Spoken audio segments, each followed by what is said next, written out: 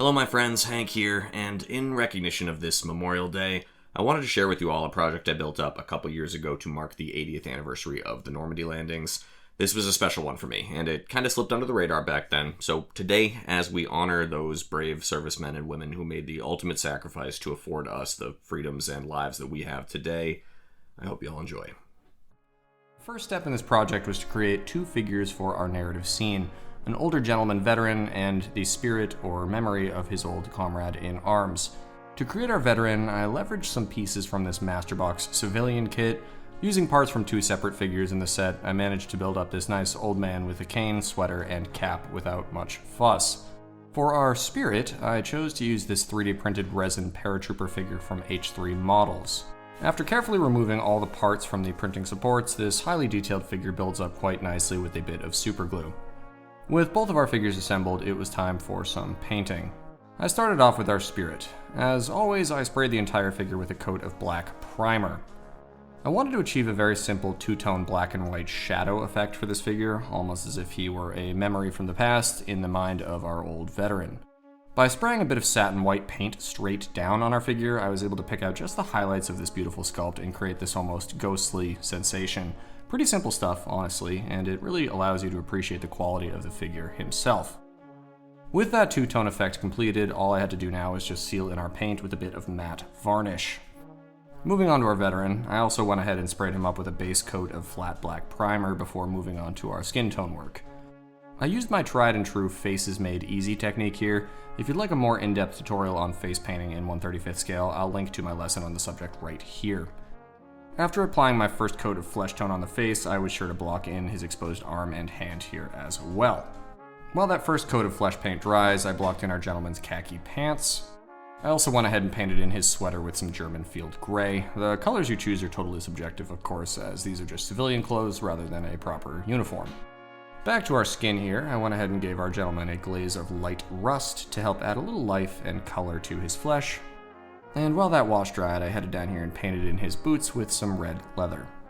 Next up, I tackled his hair and mustache. I chose a little off-white creme of ice because I wanted that grayish-white hair to show his age without looking too artificially white.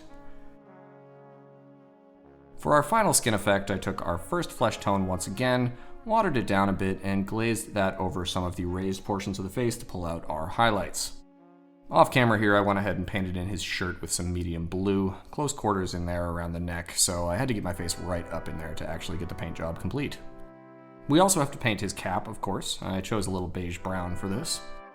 And last but not least, I painted his cane with a bit of chocolate brown. With our painting work complete, I sprayed our figure with a coat of gloss varnish to seal in our acrylics and prepare for a bit of weathering. I used this simple sludge wash here. I coated our figure with some enamel dark wash and let that flow into all the nooks and crannies and details of our sculpt. And then I used our odorless thinner to remove any excess from the raised portions of our sculpt while creating some convincing artificial shadows in the recesses of his clothing and facial features. Once our weathering work was completely dry, I hit our figure with one final coat of matte varnish to protect all of our work. With both of our figures complete, I turned my attention to the diorama base itself. First up, I needed to create some headstones to represent just a few of the beautiful stones that mark the nearly 9,400 servicemen interred at the Normandy American Cemetery. I decided to use this EVA craft foam that I had on hand to cut out some of these crosses. I tried to scale these down to measure about waist high on our figures, which is roughly the height of the actual stones. This was a real learning experience for me. I've never attempted to make anything like this before, so there was a bit of trial and error along the way. I will say, at this point, I also decided to stick with just crosses for the headstones in this particular diorama. At the time of the cemetery's dedication, the US military only recognized 3 religious denominations: Catholic, Protestant, and Jewish, and as such, there are some 151 markers in the shape of the Star of David throughout the cemetery in Normandy.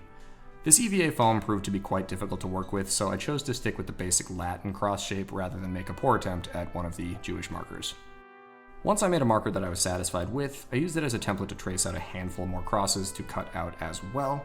Cutting the foam with my craft knife was a little tedious, but I eventually found that longer, more forceful cuts left me with the cleanest headstones. Eventually I had produced enough crosses to start working at my placement, so I chose the best iterations and set the rest aside as spares. One of the most striking features of the Normandy Cemetery, in my opinion, is the seemingly endless grid of stones. The balance and precision of it all is beautiful in its own right. To start placing our stones, I first needed to choose a base for our diorama. I selected this stained wooden circle base that I'd prepped for an older project. I began by marking in a grid of sorts for where I wanted these stones to go. I first drew an X slightly off center from the base circle itself. We can't have things looking too perfect, can we? Looking at images of the Normandy cemetery, the stones appear to be a little bit more than 7 or 8 feet apart, so I used one of my figures as reference to judge the distance between the stones in the diorama. Turned out to be just about 8 centimeters. Once I had my 5 locations plotted for my headstones, I went ahead and glued those into place with some super glue, ensuring that they were nice and plumb aligned with each other. Before I moved on to painting my base, I wrapped a bit of masking tape around the sides of the base to keep those clean. With the base painting itself, again, this was a bit of trial and error. I started out by priming the upper surface of our cemetery with some black and following that up with some olive drab. After I started painting the headstones with some satin white, however, I had to adjust my plans a bit.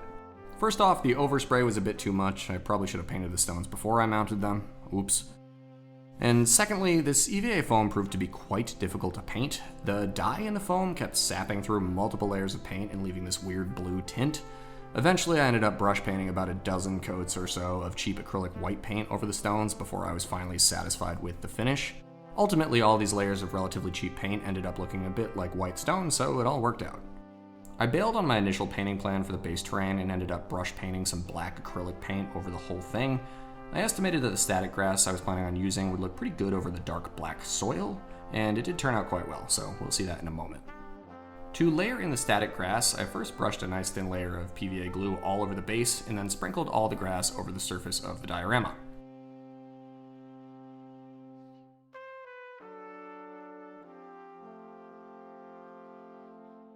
After the glue had dried completely and I'd shaken off the excess, I was quite happy with this well-manicured grass effect. The very last step of this project was to mount our 2 figures in place. I set them each slightly off-center of the central headstone, almost as if our older veteran here could picture and was having a conversation with his old friend from many years ago. And with that, my diorama was complete. I hope you all enjoyed this project. It was a quite rewarding experience for me, both as a learning opportunity and to honor the ever-dwindling number of World War II veterans that we're lucky enough to still have with us today. If you're new to the channel, welcome aboard, folks. We've got new scale modeling and history lesson videos coming out each and every week. And until next time, my friends, be well, happy building, cheers.